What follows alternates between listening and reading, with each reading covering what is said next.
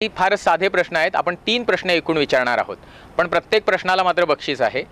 जरी आपण वयाने मोठे असलो तरी आपल्याला सगळ्यांना चॉकलेट्स आवडतात, म्हणून पहिल्या प्रश्नाचं बक्षीस आहे डेअरी मिल्कचं जे काही येतं तो रोल्स आहेत.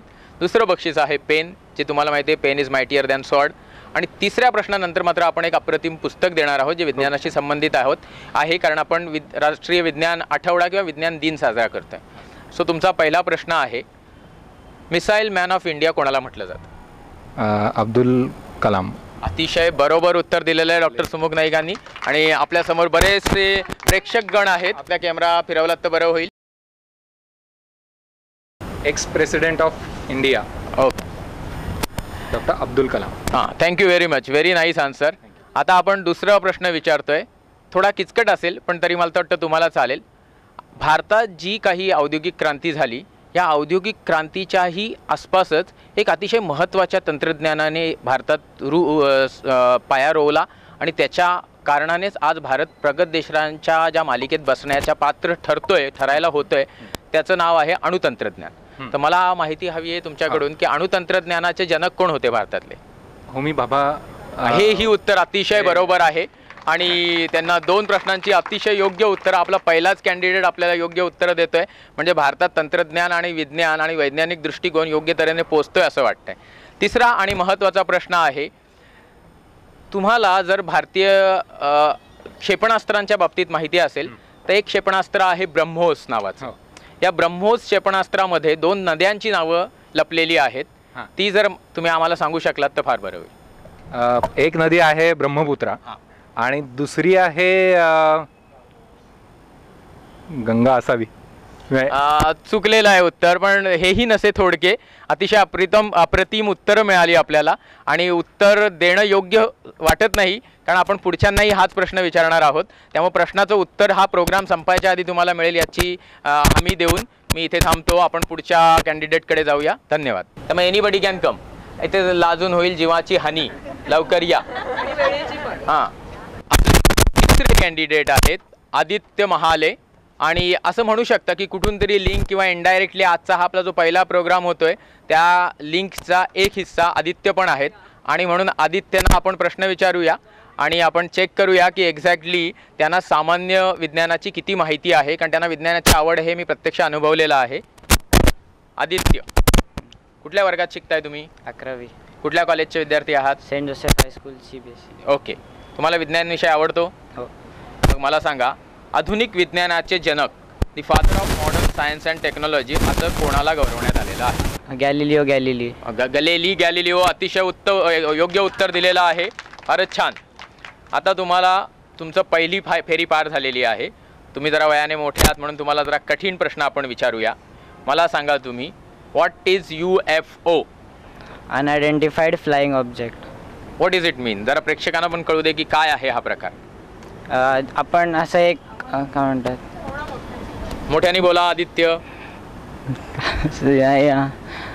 विचार स्पेसमध्ये दिसणारे एलियनचे असं विचार केले जाणारे ऑब्जेक्ट्स मनुष्याचे विचारामध्ये. म्हणजे तुम्हाला असं म्हणायचं आहे की मानवाने जे काही स्पेस पादाक्रांत केली त्यानंतर त्याची जी काही मानसिक स्थिती झाली त्यामुळे बऱ्याचशा लोकांना असा काहीतरी गैरसमज आहे की एलियन्स असावे आणि ते त्यांचा स्पेसक्राफ्ट घेऊन पृथ्वीला कधी ना कधी भेट देत असावे आणि कदाचित त्यांचे प्लेन्स वगैरे आपल्याला दिसतात, ज्यांना आपण अनआयडेंटिफाईड फ्लाइंग ऑब्जेक्ट असं म्हणतो.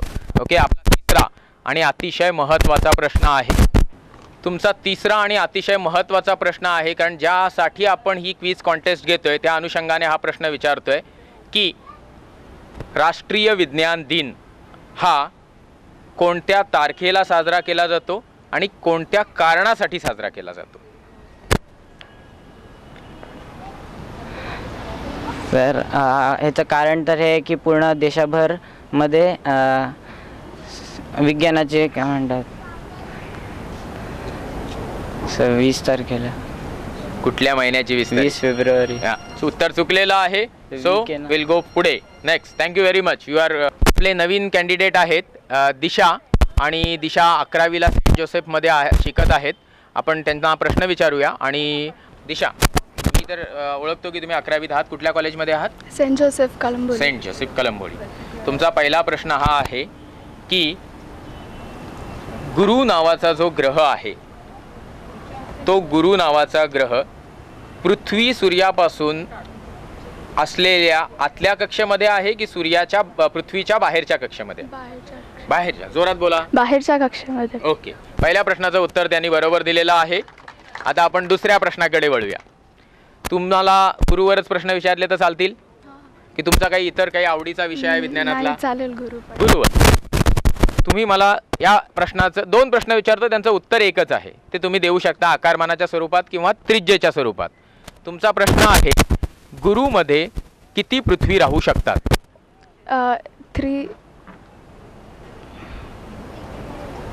3000. उत्तर चुकलेलं आहे आणि त्यामुळे आपल्याला इथे थांबावं लागेल. दिशा यांनी पहिलं उत्तर बरोबर दिलेलं आहे. थँक्यू व्हेरी मच दिशा. आजच्या या आपल्या खगोलशास्त्राचा जो कार्यक्रम आपण डॉक्टर सुमुख नाईक यांच्याकडे घेतोय त्यातल्या प्रेक्षकातले एक नवीन कॅन्डिडेट आपल्या समोर आहेत. त्यांना आपण प्रश्न विचारूया आणि त्यांची ओळख पण करून घेऊया. माझं नाव मिहीर पाटकर आहे आणि मी 12th स्टँडर्डला आहे आणि महात्मा ज्युनियर कॉलेजमध्ये मी शिकतो. ओके. तुम्हाला विज्ञान हा विषय आवडतो? मग तुम्हाला प्रश्न पहिला विचारतोय मी. R you ready? पहिला प्रश्न आहे की राष्ट्रीय विज्ञान दिन, national science day, comes on which day or in which month? बरोबर उत्तर दिलेलं आहे. फेब्रुवारीमध्ये नॅशनल सायन्स डे येतो असं त्यांनी म्हटलेलं आहे आणि हे उत्तर एकदम योग्य बरोबर आहे. आपण त्यांना पुढचा प्रश्न विचारूया. नॅशनल सायन्स डे एका अतिशय महत्त्वाच्या शोधासाठी एका अतिशय महत्त्वाच्या शास्त्रज्ञाच्या स्मरणार्थ साजरा केला जातो.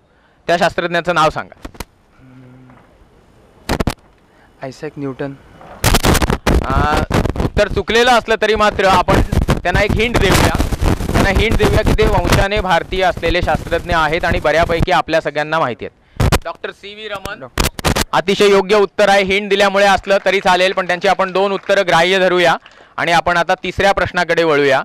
तिसरा अतिशय महत्त्वाचा प्रश्न आहे आणि तो जरा कठीण होता. तो मी विचारणार होतो पण विचारणार नाही, कारण त्यांनी कसं तरीच सांभाळत सी.व्ही. रमन सांगितलं आहे. त्यामुळे त्यांनी काय शोध लावला होता विचारला तर बहुतेक मला मारतील ते धरून.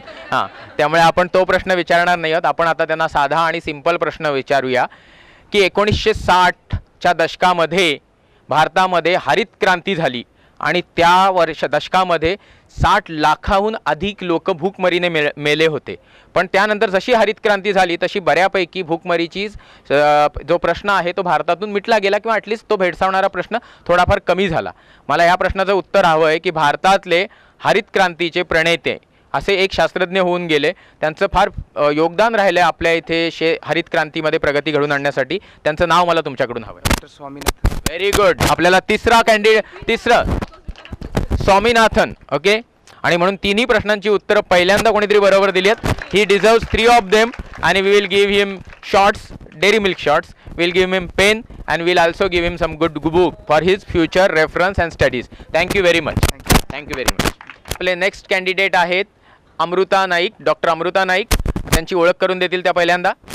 मी वैद्य अमृता नाईक आणि मी पनवेलमध्ये आयुर्वेदिक प्रॅक्टिस करते.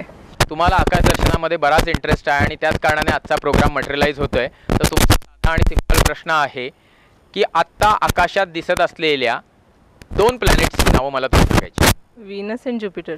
मराठीमध्ये सांगा. शुक्र आणि गुरु. अतिशय योग्य उत्तर दिलेलं आहे. सध्याच्या वेळेत 2 महत्त्वाचे ग्रह आपल्याला आकाशात दिसत आहेत आणि त्यांची नावं ती आहेत. ओके. आणि तिसरा आणि महत्त्वाचा प्रश्न आपण त्यांना विचारतोय की जो राष्ट्रीय विज्ञान दिन साजरा केला जातो, सी.व्ही. रमन यांच्या स्मरणार्थ साजरा केला जातो, तो रामन इफेक्ट त्यांनी जो शोधून काढला तो काय आहे? Effect. It is atomic related to some as she is trying. मी त्यांना पुढचा प्रश्न हा विचारू इच्छितो. I just try to give some small hint. This is not related exactly to the atom, but there are now you all know it is related to some things are related to the nucleus.